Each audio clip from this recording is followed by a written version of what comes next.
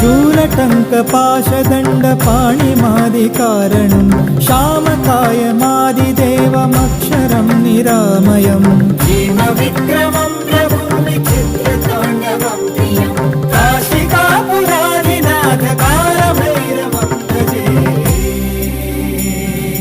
भुक्तिमुक्तिदायकं प्रशस्तचारुविग्रहं भक्तवत्सलं स्थितं समस्तलोकविग्रहं विनिक्वणं मनोज्ञहेमकिङ्किणीलसत्कटिं काशिकापुरादिनाथकालभैरवं भजे।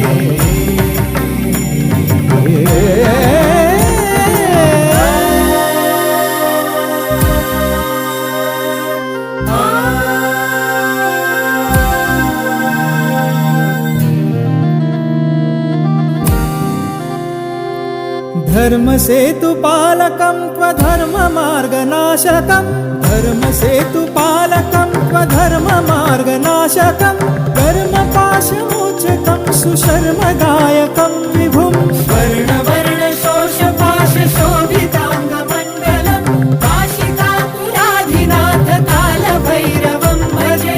कालभैरवं भजे। रत्नपादुका प्रभाभिरामपादुयुग्मकं